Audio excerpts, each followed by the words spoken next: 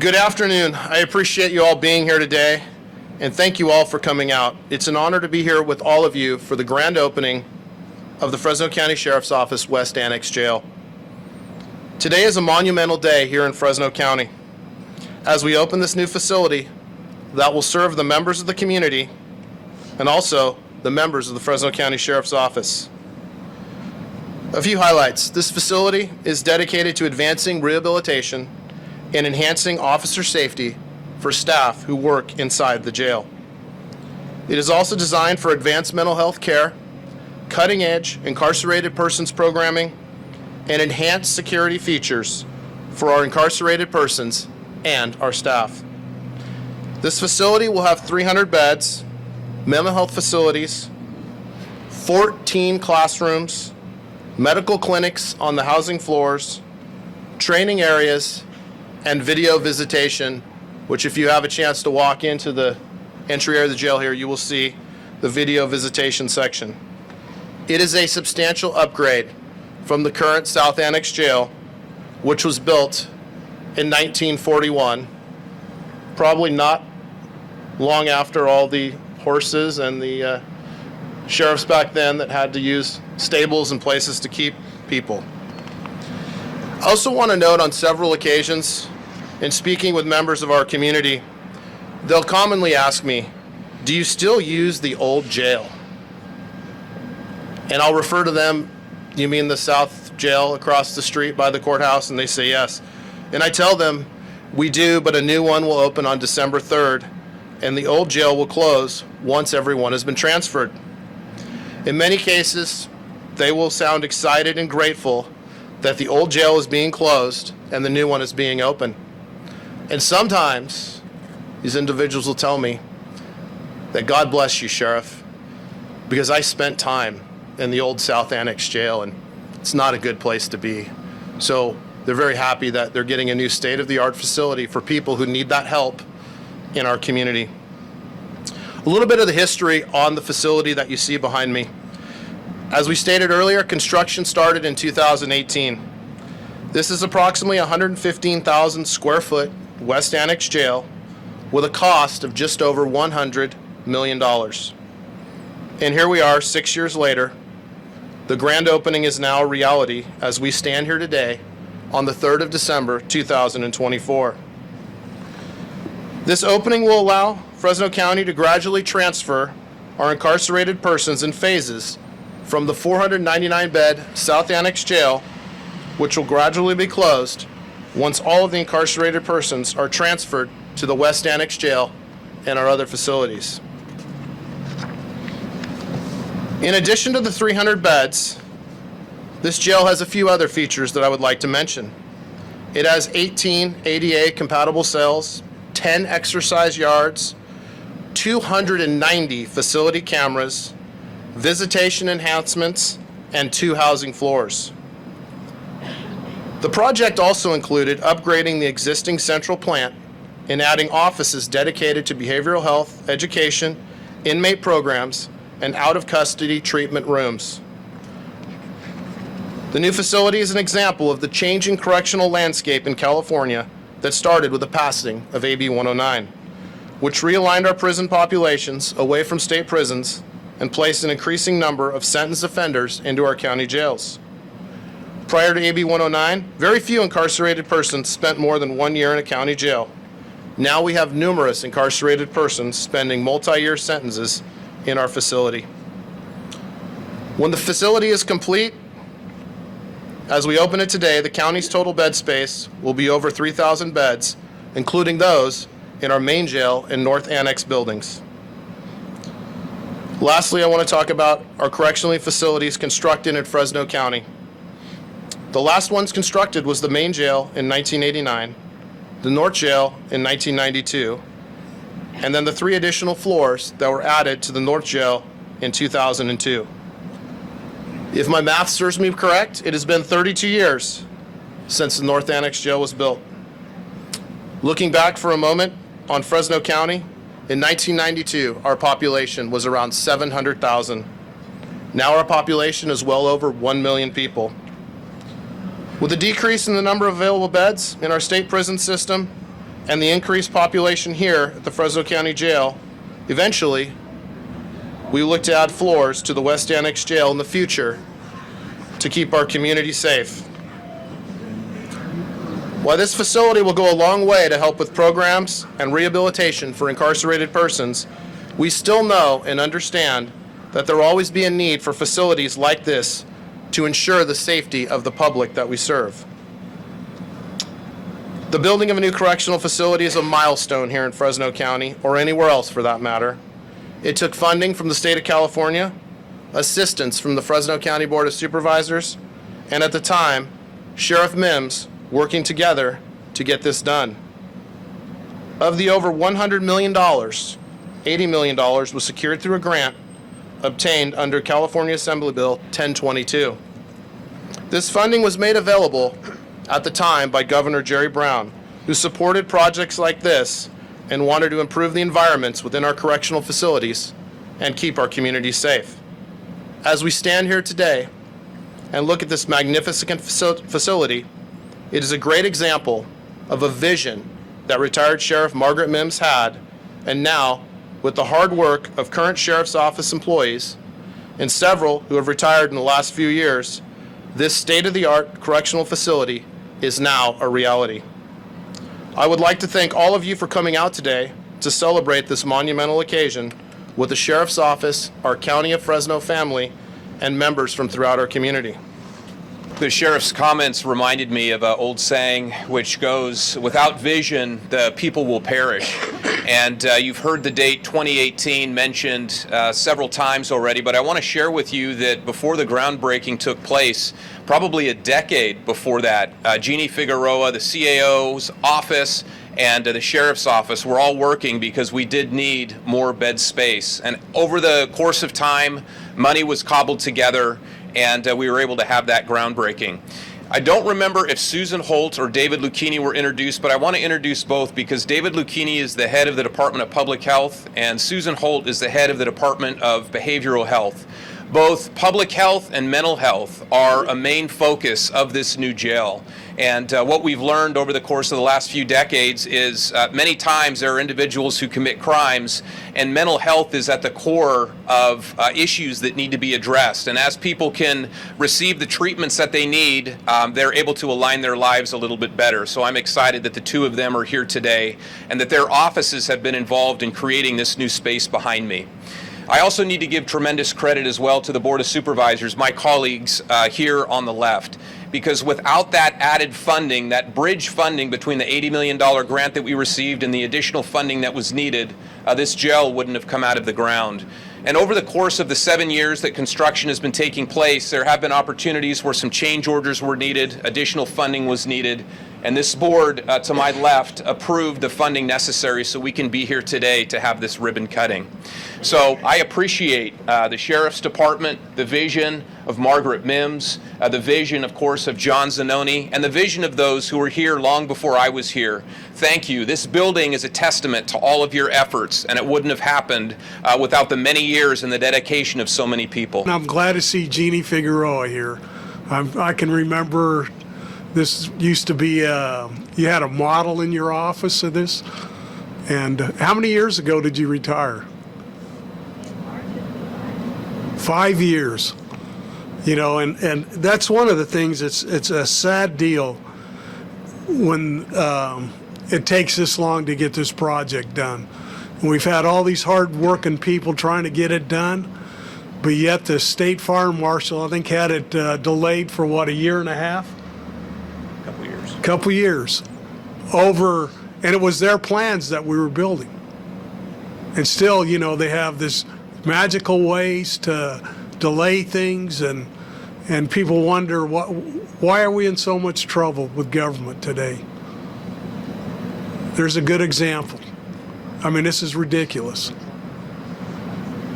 But, you know, it's not a lot to say anymore. I mean, it's every time you do a government project that the state's involved, you get all these delays, all these cost overruns, and then the state wonders why we're all broke. And they actually wonder, we don't know why we're so broke. No, it's ridiculous. And I'm glad to see this is done today. I mean, already former Sheriff Mims had worked very hard to get this going. And there was a lot of how we're 3 CAOs behind. This started with John Navarrete. And already now Paul has been in the CAO for 2 years, and we had Gene Rousseau in between. So we went through 3 CAOs in the county to get before this actually got done. But I'm not going to talk anymore before I stick both feet in my mouth. So I think I'm going to turn this over to one of the greatest sheriffs of all time, Sheriff Margaret Mims. Thank you, Supervisor Mendez. And I agree with what you said about efficiency. I leaned over and I told Sheriff Zanoni maybe the state needs a Department of Government Efficiency. I'm retired, I can say things like that. Thank you, Sheriff Zanoni, for inviting me to be a part of this momentous event. I want to take the timeline a little further back. In 2013, the funding, the bonds that the state were issuing was made available. And we were considered a large jail. It was split up into small jail, medium jail, and large jail portions. We were considered a large jail. The maximum we could apply for was $80 million. And we knew that that was going to fall short, but anytime we can leverage that kind of money to build a facility that we needed, it was good to apply for. These state funds came available, as Sheriff Zanoni said, due to realignment. Where normally people would move on to state prison, now it stayed in a local jail. None of our jails had been built to keep anybody sentenced more than a year. So this is a huge burden on all sheriffs and local jails in the state.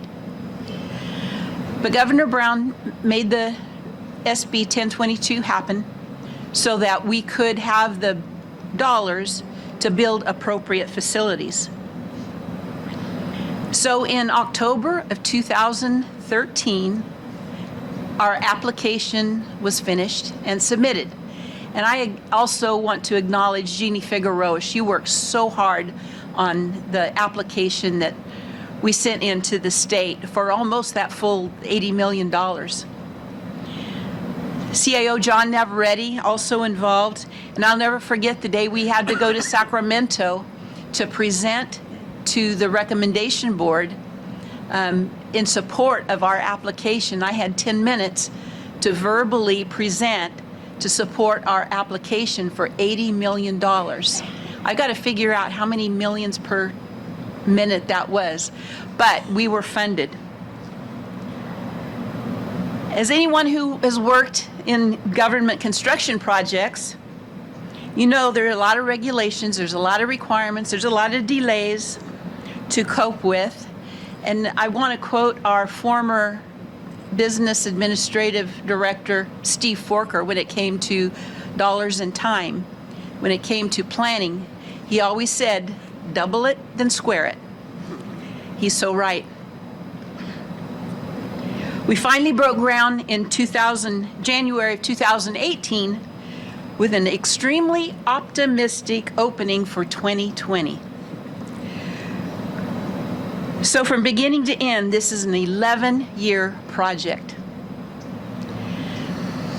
The purposeful design of this jail did not happen in a vacuum. I do want to recognize David Lucchini, Susan Holt, because mental health and public health and probation were involved in planning the spaces for this facility.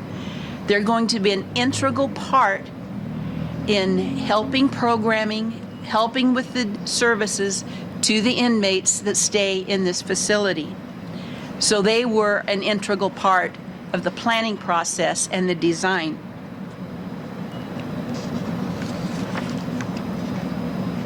There'll be significant improvements in inmate services with the appropriate spaces to deliver these services.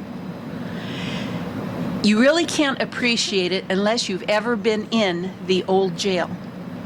The old jail has the same design as San Quentin.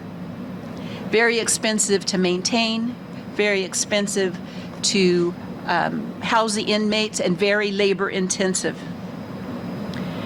One thing we have to remember is most inmates in our local jails are eventually released into our communities. So the services that will be provided will better help those inmates prepare for when that day comes. This replacement facility will phase out the South Annex Jail. Started in 1941. It's been remodeled and built onto over the years, but think about what was happening in 1941. That was before the U.S. became involved in World War II. Means it's 83 years old. Fresno County certainly got its money's worth. I am beyond pleased that this new jail is completed, and we are moving forward with the ability to provide more appropriate housing and treatment space. And thank you again, Sheriff Zanoni, for allowing me to speak and be here today to see this happen. Thank you. Oh my goodness, it's so great to be here. And of course, when I was in the county of Fresno, I didn't understand the state of California.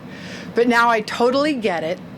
And I am proud to be in Fresno today to participate in this ribbon cutting, because I have been to 15 or 20 jail openings across the state of California, and none is better than today. $80 million was granted to Fresno County Sheriff's Office after a competitive process. I left service in the county of Fresno in 2013, and because I'm so efficient, within 6 months we got $80 million back to my county. I had nothing to do with it. My fingerprints are not on this, except to say that they competed in a field of sheriff's departments across the state and prevailed. And I, who have had the pleasure of working with Jeannie Figueroa in the CAO's office and partnership with the sheriff's office, know that there was a lot of hard work and great effort to prevail in getting the money, even though it cost a little more. Sorry, buddy. That was my fault totally. With all of that said, it's a pleasure to be from Fresno and to not be ashamed to want to hold people accountable when they do the wrong thing and they get in trouble. But at the same time, I'm pleased to say that the facility behind me represents Fresno County's commitment to a better life for those we incarcerate. And certainly it is not simple. The equation is very difficult. But this facility represents commitment to change, commitment to turning lives around, commitment to doing the right thing and giving people tools so that when they go back into the community, they don't just churn round and around in our jails. Because it is expensive space, it is an effort that we think is worthwhile, certainly for safety. But aren't we proud of ourselves that we're going to be committed to a better life for those we incarcerate? Finally, I left Fresno and began to move across the state in my new job duties as the chairman of the Board of State and Community Corrections. And I am continuously reminded about the impressive leadership we have in Fresno County. From our CAO's office to our district attorney's office, and the DA and I often agree, okay, that's not true either. But what I will tell you is that there are people that put their heads down and do the right thing and try to get things done. And I want to highlight Sheriff Mims and Sheriff Zanoni for two of those that I have been deeply involved with over the years in this position. And when I raise my head up in those meetings and say Fresno County is my home, I'm reminded of all of you, and I appreciate the efforts going forward, what we're doing today. And I also am proud that Sheriff Zanoni let me speak. He called me this morning when I was in the airport and said, you know, Linda, do you want to speak? And I said, I have never met a microphone I didn't like. And so I'm super excited to be able to say a few words. Yes, I am from the state, but yes, it's kind of an oppressive project. Thank you for having me.